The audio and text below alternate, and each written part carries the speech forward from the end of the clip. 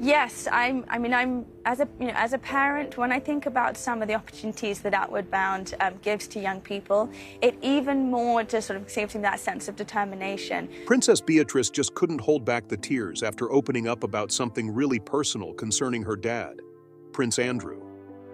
Her heart felt heavy, and the truth she shared left a lot of people surprised. So, what exactly did she say that brought on the tears? And how will this big reveal change her relationship with her dad and the rest of the royal family? Stick around as we dig into what this huge announcement is really all about. The fallout growing from that interview with Prince Andrew, answering questions for the first time about his friendship with convicted sex offender Jeffrey Epstein. Living a normal life seems like the perfect choice sometimes because you never quite know how high up you are. Just one step at a time, as Beatrice once said. She's always stood out in the royal family, not following the usual royal script. While many royals stick to public duties and representing the crown, Beatrice quietly carved her own path. She found a way to balance her royal title with chasing her personal dreams, building a career that's pretty rare in royal circles. From a young age, Beatrice was curious about the world beyond the palace walls. Back in the summer of 2008, instead of soaking up royal privileges, she took a simple job working as a shop assistant at Selfridges, a well-known department store in London. It wasn't glamorous at all, but it gave her a real taste of ordinary life and showed her what it's like to work like everyone else. Alongside that, she volunteered in the media department at the Foreign Office, eager to learn and gain different experiences even without getting paid. There was even a time when she dreamed about becoming a journalist. Rumor had it she hoped to work for the Financial Times website, which showed just how brave and open-minded she was. Beatrice wasn't afraid to explore what life outside the palace could offer. She was always ready to take chances, chase ideas, and try new things, even if they went against royal tradition. In 2009, she made a tiny cameo in the film The Young Victoria, about Queen Victoria's early life. She didn't have any lines and her role was small, but it made her the first royal to act in a fictional film. That little moment showed she wasn't afraid to try something new that no other royal had done before. Later, she landed an internship at Sony Pictures. This time, it was a paid role, which was a big step forward. But her time there was cut short when the company suffered a major cyber attack in 2014. Despite the disruption, she didn't let it stop her. In 2015, she made a bold move to New York City, wanting a fresh start and a break from the British media's constant attention. In the busy city, she found more freedom and a chance to start fresh. By 2017, she was juggling a full-time job between New York and London. She kept things low-key by going by the name Beatrice York, which helped her live a simpler life while focusing on her career goals. Today, she's the Vice President of Partnerships and Strategy at Affinity, a company that uses smart tech to help businesses deliver better service to their customers. Beatrice plays a big role in programs that support women stepping up as leaders in the business world. She once said, "These are lessons you carry with you, and they build you up to be who you are." Even though she's not a fan of the spotlight, she still shows up for big royal events like weddings, charity work, and fashion gatherings. Unlike cousins William and Harry, she doesn't have official royal duties, which gives her more freedom to live life on her own terms. Now let's rewind and take a look at her early years and the journey of her heart. Princess Beatrice has always preferred a quieter, gentler life, far away from flashing cameras and royal drama. Princess Beatrice was born on August 8, 1988, the first child of Prince Andrew and Sarah Ferguson. From the very beginning, she was a much-loved and cherished member of the royal family. Her name was kept a secret for almost 2 weeks after her birth, adding a little mystery and magic that got everyone buzzing with excitement and curiosity about the newest royal baby. Like all royal kids, Beatrice's early years were shaped by long-standing traditions. Her baptism took place in the beautiful Chapel Royal at St. James's Palace, with godparents chosen from close family and trusted friends. Not long after, her younger sister Princess Eugenie was born, and the two sisters grew up side by side, building a close and loving bond that stayed strong through all the ups and downs of life. When Beatrice was just 7, her parents, Prince Andrew and Sarah Ferguson, separated. But instead of letting that tear the family apart, they stayed on good terms and worked together to raise Beatrice and Eugenie with lots of love and stability. Queen Elizabeth made sure both girls had a safe and happy childhood, filled with fun family holidays and special moments with both parents despite the changes at home. Education was a big deal for Beatrice. She went to some of the best schools around, starting at Upton House School, then Coworth Park, and later St. George's School in Ascot. While other kids her age might have been caught up in royal life's glitz and glamour, Beatrice focused on her studies and valued the quiet time she spent with her family. As she grew older, Beatrice quietly chose a different path from many of her royal cousins. Instead of stepping into the public royal spotlight, she took a lower-key route, dedicating herself to charity work and building a career outside the palace walls. Her kind and thoughtful nature won her a lot of respect, and she kept clear of drama, carrying herself with calm grace. She also became a passionate supporter of education and mental health awareness, two causes close to her heart both personally and professionally. In 2019, something sweet happened in her personal life. Beatrice was spotted at a charity event with Edoardo Mapelli Mozzi, a successful property developer. They'd been dating since 2018 and their bond was obvious. They were rarely seen apart. By September that year, they announced their engagement, exciting royal watchers and family alike. Their wedding was planned for May 2020, but the pandemic put a pause on big celebrations. Instead, they opted for a small, intimate ceremony on July 17, 2020, at the Royal Chapel of All Saints in Windsor. Beatrice looked stunning in a beautiful vintage dress loaned to her by Queen Elizabeth, paired with the very same tiara the Queen had worn on her own wedding day. It was a quiet but magical moment filled with love and family pride. When Beatrice married Edoardo, she also embraced a new role as a stepmother to his young son, Christopher Wolfe, affectionately known as Wolfie. Their family grew even more in September 2021 when Beatrice gave birth to their daughter, Sienna Elizabeth Mapelli Mozzi. Her arrival brought so much joy, especially during a time of change for the royal family following the passing of Queen Elizabeth II in 2022. Little Sienna now holds the 10th spot in the line of succession to the British throne, marking the start of a new chapter for Beatrice and her growing family. When it comes to charity work, Beatrice really goes all in. Back in November 2012, she took on a special role as patron of the York Musical Society. That was one of her first big moves to use her royal status for causes she cared about. A few months later, in April 2013, she became the royal patron of the Helen Arkell Dyslexia Center. This one was especially close to her heart because she'd faced her own struggles with dyslexia growing up. She knew what it was like to fall behind, feel frustrated, and fight through learning challenges. So, when she had the chance to give back to the very place that helped her, she jumped at it. She wanted to support kids who needed that extra bit of encouragement just like she once did. Then something really special happened in 2016.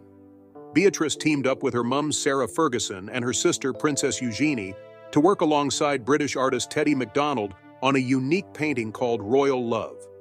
The artwork was created at their family home Royal Lodge and later shown at the Masterpiece London Art Show. When it sold, all the money went straight to a children's charity called Children in Crisis. What made it even more touching was that the artist donated the whole sum without keeping a penny. Later, Children in Crisis merged with another charity called Street Child, which supports vulnerable children worldwide. Beatrice stayed involved and became an ambassador for the new organization. Despite the public criticism her dad, Prince Andrew, faced, Beatrice still backed one of his projects called Pitch at Palace. The initiative aimed to help entrepreneurs grow their businesses by connecting them with mentors and resources. Beatrice believed in giving fresh ideas a chance and supported the program with plenty of enthusiasm. That same year, she went on an important 9-day trip through South Asia, visiting Nepal, India, and Bhutan. This wasn't a holiday. She was representing the Frank Family Foundation and supporting a health initiative offering free eye surgeries to people who couldn't afford them. But just as life seemed to be settling into a meaningful groove, everything changed with a scandal tied to her father. The quiet, happy life she'd worked so hard to build suddenly got swept up in headlines and public scrutiny. So what exactly did Prince Andrew do that caused such a storm? What happened next shocked the world. It all started with his connection to Jeffrey Epstein, an American businessman with a dark and disturbing past. Epstein was wealthy and well-known, but in 2008, he was convicted of serious crimes involving underage girls. The revelations shocked everyone, and suddenly anyone close to Epstein came under the spotlight, including Prince Andrew. By 2011, people in Britain, from the media to the public, began questioning why a royal like Andrew would stay friends with someone convicted of such terrible acts. It just felt wrong to many, and the more people dug, the more troubling it became. Newspapers were filled with stories questioning whether it was right for a member of the royal family to keep that kind of friendship. The pressure kept mounting, and soon after, Prince Andrew was asked to step down from his role as the UK's trade envoy. Things only worsened when it came out that Epstein had also helped pay off some of Sarah Ferguson's debts. That detail made the situation even messier, hinting Epstein's involvement in Andrew's personal life was deeper than people realized. Public anger and suspicion grew even stronger. Then came 2014, bringing a darker twist nobody expected. Legal documents from Florida surfaced, containing serious accusations against Prince Andrew. A young woman named Virginia Giuffre had been speaking out for years, saying she was trafficked by Epstein when she was just a teenager. She said, "I had to keep him happy because that's what Jeffrey and Ghislaine expected from me." She claimed she was forced into situations no child should ever face, and that Prince Andrew was one of the powerful men she was made to be with. She even described a specific night, saying she danced with him and later was mistreated. This accusation shook the world. It wasn't just a dodgy friendship anymore. It had turned into something far more serious, raising painful, urgent questions. The spotlight on Prince Andrew grew darker, and his once respected reputation started to crumble. This stopped being just a royal story. It became a scandal that cut deep into the heart of the monarchy, leaving everyone wondering what would happen next. The claims against Prince Andrew were deeply upsetting, and people everywhere wanted to know the truth. Even though the court case didn't directly target him, his name was tied closely to the growing scandal because of these disturbing accusations. Buckingham Palace jumped in quickly, firmly denying every single claim. They insisted nothing improper ever happened and called the allegations untrue. But despite the palace defending him, public doubts didn't go away. If anything, curiosity and suspicion grew even stronger. Virginia Giuffre said she met Prince Andrew 3 times, including once in London. She also said she had been taken to Epstein's private island and his New York home. What made her story even more serious were flight records that matched some of her claims. They showed Andrew was in the same places she mentioned. Then a photo emerged that shook things up even more. It showed Prince Andrew with his arm around Giuffre's waist, and behind them stood Ghislaine Maxwell, a woman closely linked to Epstein. People were split. Some questioned if the photo was real or had been edited, while Andrew's defenders hoped it was fake. Others believed it was genuine, which only added fuel to the fire. Giuffre said she felt powerless around Epstein and his circle, explaining that his influence was so overwhelming she didn't think she could ever say no to him. Despite the disturbing claims, a judge decided in 2015 to remove the accusations about Prince Andrew from official court papers. This didn't confirm or deny the claims. It just meant they wouldn't be part of the public legal file, leaving the door open for Giuffre to speak again later if needed. By 2019, the controversy grew even worse. Epstein was arrested again, this time facing new charges connected to abuse. Soon after, another woman, Johanna Sjoberg, came forward, saying Andrew had touched her inappropriately while they posed for a photo at Epstein's home. As the pressure mounted, Prince Andrew made a public statement. Asked why he was speaking out now, he said he'd never seen anything wrong or illegal around Epstein. But he did admit that meeting Epstein again in 2010, after Epstein had already been convicted, was a huge mistake. This moment changed everything. What started as quiet rumors had exploded into a global scandal that no one could ignore. Things got even more troubling when news surfaced that in 2010, Andrew was reportedly seen at Epstein's home getting a foot massage from 2 young Russian girls. This shocking detail only made the public even more suspicious about the real nature of the relationship between Andrew and Epstein. Then, in July 2020, a new voice entered the story: Caroline Kaufman, another woman who filed a lawsuit claiming she had met Prince Andrew at Epstein's New York house. That same year, an unexpected piece of information surfaced during the court case against Ghislaine Maxwell, Epstein's personal pilot, Lawrence Visosky, took the stand and revealed that Prince Andrew had often been a passenger on Epstein's private jet, flying alongside other well-known people. While Visosky made it clear he never witnessed anything illegal on those flights, Andrew's name appearing repeatedly in the flight records only deepened public doubt and raised more eyebrows. More legal records later confirmed that back in 2001, Andrew had taken several trips with Virginia Giuffre and Epstein. When asked about this, Andrew said, "No, I have no recollection of ever meeting her." Then came a photo that shocked many. Epstein and Maxwell relaxing at Balmoral Castle, the Queen's private estate in Scotland, back in 1999. What made this image stand out was that it proved just how close Epstein had been to the royal circle. He had been invited by Andrew himself. The photo became a powerful symbol of how far-reaching these connections really were. Things got messier in January 2022 when Anthony Figueroa, who had dated Virginia in the past, publicly claimed she told him about meeting Prince Andrew through Epstein's arrangements. Around the same time, Carolyn Andriano, who testified in Maxwell's case, spoke up saying Giuffre had told her she was intimate with Prince Andrew in 2001 when she was still a teenager. What stood out in Andriano's comments was that Virginia didn't seem shaken by the experience at the time. In fact, she apparently described it as exciting. This complicated the situation even more, raising serious moral concerns despite not fitting the usual tone of trauma. Throughout all this, Prince Andrew's lawyers fought back hard. They challenged the claims, pointing out inconsistencies in the stories and questioning the reliability of the witnesses involved. Then came the moment everyone had been waiting for.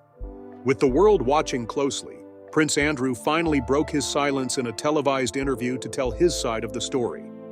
But instead of calming rumors, his words stirred up even more controversy. One of the most troubling claims came from Virginia Giuffre, who said she was with Prince Andrew on March 10, 2001. Andrew firmly denied it, insisting it was impossible. He explained that on that date he had gone to a birthday celebration at a Pizza Express restaurant in Woking with his eldest daughter, Princess Beatrice, and then spent the rest of the evening at home with both his daughters. He stood by this timeline, saying he simply couldn't have been where Virginia said. When asked about how he knew Jeffrey Epstein, Andrew said their first meeting was in 1999, and that Ghislaine Maxwell had introduced them. But this didn't match what people had heard before. His own private secretary had previously said they met in the early 1990s.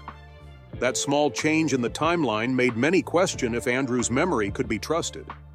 Virginia also claimed Andrew offered her alcohol when they met, but he shut that down quickly, saying he doesn't drink at all.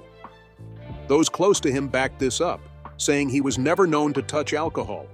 Still, the public kept asking questions, not fully convinced by what they heard. One moment that caused the biggest backlash was when Andrew explained why he visited Epstein's New York mansion in 2010.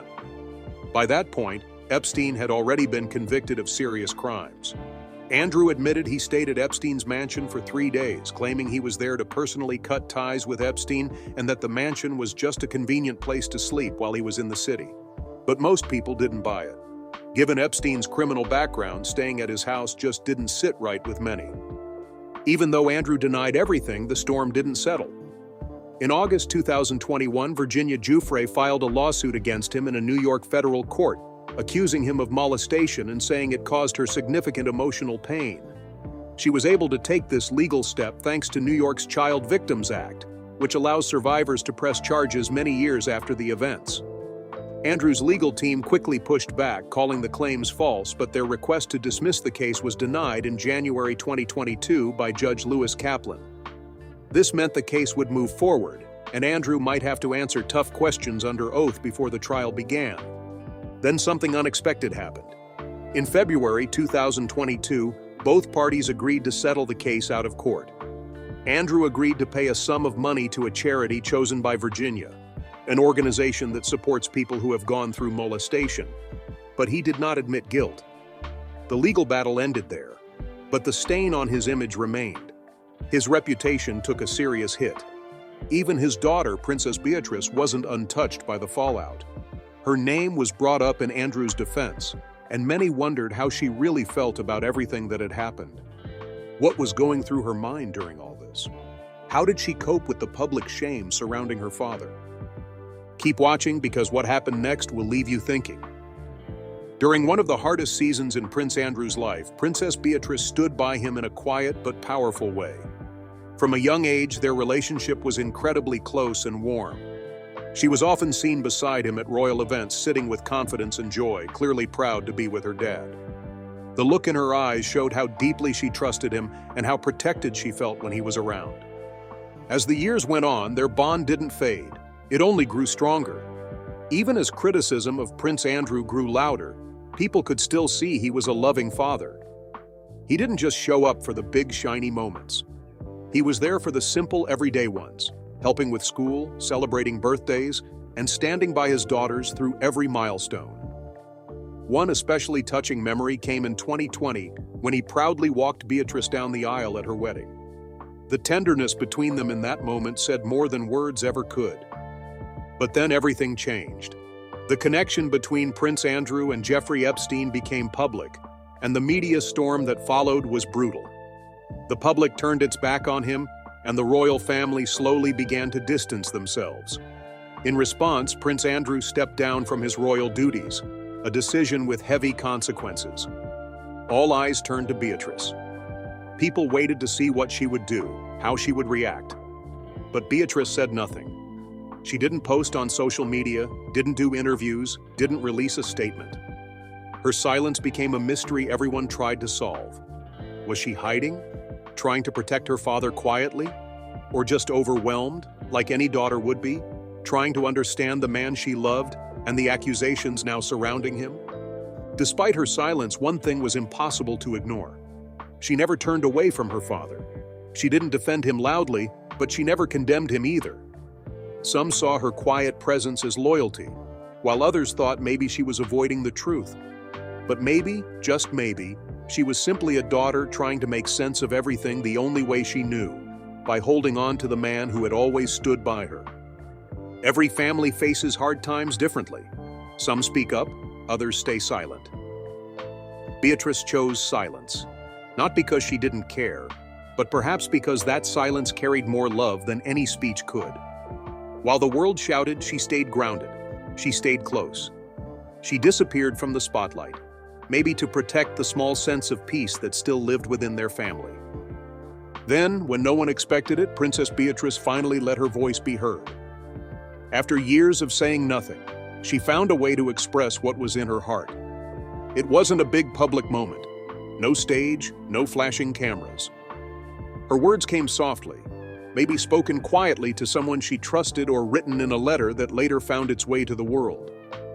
However those words came, they carried weight, because they came from a daughter who had lived through silence, who had watched her family fall under fire, and who, through it all, kept her heart steady. No matter how her message reached the world, Beatrice's words touched people's hearts in ways no one saw coming. What she said was soft, calm, and filled with truth. She didn't try to cover up or excuse her father's actions. She didn't defend what happened or explain it away. Instead, she spoke from the heart, with honesty that felt raw and real. She admitted how hard it was to balance being a loving daughter with staying true to what she believed was right. In a world where most people are taught to hide feelings behind perfect smiles and polite silence, Beatrice's honesty stood out. It was rare to hear someone from the royal circle speak so openly. She didn't talk about the victims like headlines or names in the news. She saw them as real people who had endured terrible things. And she said she was deeply sorry for staying silent for so long. She shared how heavy that silence had become over the years and how she simply couldn't keep it inside anymore. One part of her message stayed with many. She said the women who spoke up were always on her mind. That moment revealed everything. She wasn't speaking for her father, nor trying to protect or explain him. She was finally speaking for herself. Her message was simple. She believed those women, and she stood with them. But she also shared something painful and important. She said she still loved her father. That kind of love didn't mean pretending bad things never happened. Real love meant being truthful, even when it hurts deeply. It was a powerful moment showing how hard it can be to care for someone while also feeling hurt by their actions. It wasn't black or white. It was messy, confusing, and deeply human. Was her message meant for everyone? Probably not. It sounded personal, like something she had said in private or written down in a letter that later became known. But the timing felt right. After years of holding back, her voice finally came through and people started asking, why now? Maybe it was because she became a mother and saw the world through a new lens. Or maybe she carried the silence for too long, and it simply became too much to hold. Whatever the reason, her words came as a surprise, especially to those who had given up on hearing any truth from the royal family. People responded in all kinds of ways. Some saw her as strong and courageous for finally speaking out. Others wished she had spoken sooner. But no matter how people felt, one thing was clear. This wasn't a royal moment. It wasn't about titles or crowns. It was a daughter hurting, trying her best to stay honest while carrying so much emotion. She wasn't trying to be perfect. She was simply trying to follow her heart, even when the path was painful. Princess Beatrice has always been close to her younger sister Eugenie. Beatrice and her younger sister Eugenie share a deep bond that has stayed strong through all the ups and downs in their lives. While Beatrice mostly stayed quiet during the storm surrounding their father, Eugenie has been more open in supporting those who've suffered abuse. Now that Beatrice has finally spoken from the heart, there's a chance Eugenie might step forward again. Or she might quietly stand behind her sister, offering love and support without saying much at all. But this situation goes way beyond royal titles or family fame. At its core, it's something every family can relate to. How do you keep loving someone when they've done something terribly wrong? Beatrice seems to believe love doesn't mean ignoring mistakes. She strikes a delicate balance, holding on to her love for her father while recognizing the pain others have endured. She's not taking the easy road, but walking a thin line, doing her best to handle the emotional struggle with grace. Her message didn't come with promises or perfect answers. It wasn't meant to fix everything. It was real. That honesty is what made it matter. She didn't act like she had all the solutions, but spoke from the heart. In a royal world known for silence and keeping problems hidden, her words felt different. They were gentle but strong, without shouting or blaming anyone. She just let people see her pain, her conflict, and her love, mixed together in a way that felt painfully human. The royal family is often seen as a tight unit that protects its own no matter what. But in this case, things didn't follow the usual script. Prince Andrew's situation didn't get handled behind closed doors. It played out in front of the whole world. And for once, the family didn't step in to shield him like they normally would. So, how did the palace actually deal with all this? That's where the story gets even more complicated. Let's take a closer look. Prince Andrew's reputation fell apart. The British royal family has long been known for keeping personal matters private, carefully handling family issues behind closed doors, away from public opinion or judgment. But those days are gone. Things have changed, and now people expect more openness, even from those born into royalty and wealth. With social media and non-stop headlines, the royals can't hide like they used to. Scandals have pushed them face to face with a public demanding answers, not silence. One of the biggest blows to their image came when Prince Andrew's ties to Jeffrey Epstein became public. It sparked widespread anger and disappointment across the country. Buckingham Palace had to act fast. On November 20th, 2019, they announced that Prince Andrew would step away from his royal duties for a while. The Queen supported this decision. Though Andrew said he felt sorry for Epstein's victims, that alone couldn't repair the damage. Other royals quietly took on the duties he left behind. As time went on, things got worse for Andrew. All 230 of his royal roles and patronages were stripped away. Charities he worked with closed down, and events he used to attend either canceled or removed him from guest lists. By May 2020, it was clear he wouldn't return to any public role. His official security detail was reduced, and by October 2024, King Charles decided to stop paying for security at Andrew's home. Step by step, the life Andrew once knew as a senior royal was being dismantled. This was especially hard for the royal family. They've always avoided public talk about private matters, especially those that bring shame. But the world had changed. Simple statements were no longer enough. People wanted truth. They wanted real feelings, not rehearsed speeches. And that's when Princess Beatrice stepped into the spotlight. The royal family, who almost never talk openly about personal matters, slowly started to distance themselves from Prince Andrew. The gap between him and the rest of the royals became obvious, and the country turned its back on him too. Things took a major turn in 2020 when people began openly criticizing him. It kicked off in August with a large crowd gathering outside Buckingham Palace, all voicing their anger and disappointment. Their emotions ran high, and soon the protest spread online with millions watching the videos.